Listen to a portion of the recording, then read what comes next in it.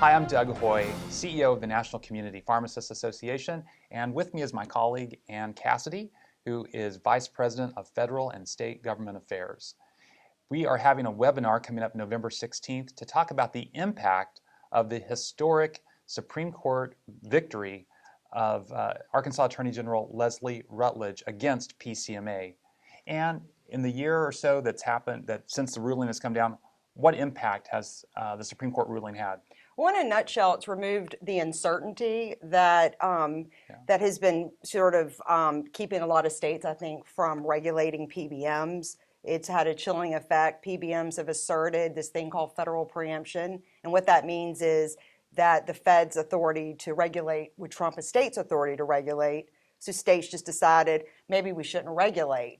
And even in states that have the most comprehensive of PBM legislation, many plans they're called ERISA plans, which are generally your employer and union sponsored plans, which could make up to maybe 50% of health plans in a state. They weren't even subject to these regulations in the states. And so what the Supreme Court decision said is absolutely states have the authority to regulate, and in many circumstances, including price and rate regulation, ERISA plans are subject to that regulation as well. So it was a really, really big deal. So fantastic. So we've only had one round of state legislative sessions since the Supreme Court ruling.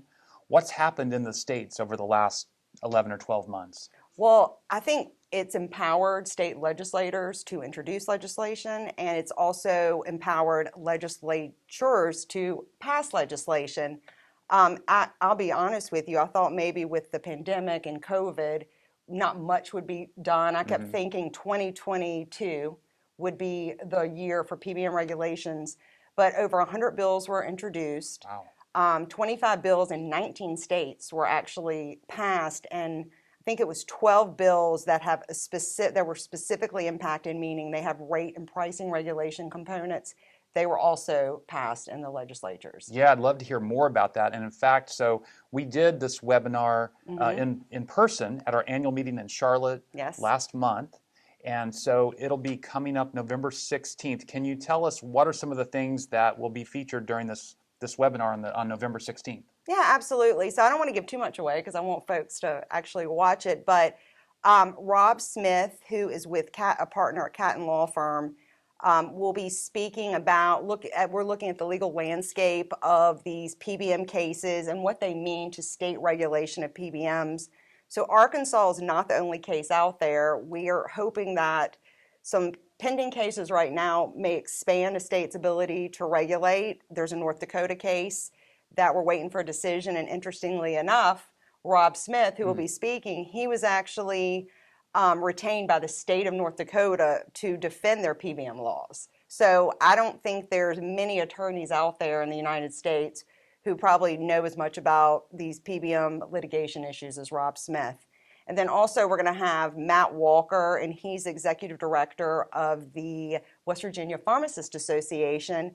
And I'm really excited for everyone to hear him speak. He's going to talk about some, I'm calling it first of its kind legislation that was passed in West Virginia in the spring. And really it's going to have an impact on almost every plan in the state of West Virginia because, it's directly affected by the Supreme Court decision that was handed down last December. So again, I'm not going to give any details. I think you'll be interested to see, especially what this legislation did, and so I hope everybody tunes in. Yeah, well, I'm excited to see it. I hope our viewers will be excited to see it too. It's November 16th, sponsored by RxSafe. So thank you for RxSafe for sponsoring this great webinar. And we're going to get into the nitty-gritty of how it impacts you in the pharmacy on November 16th. So look forward to seeing everyone then.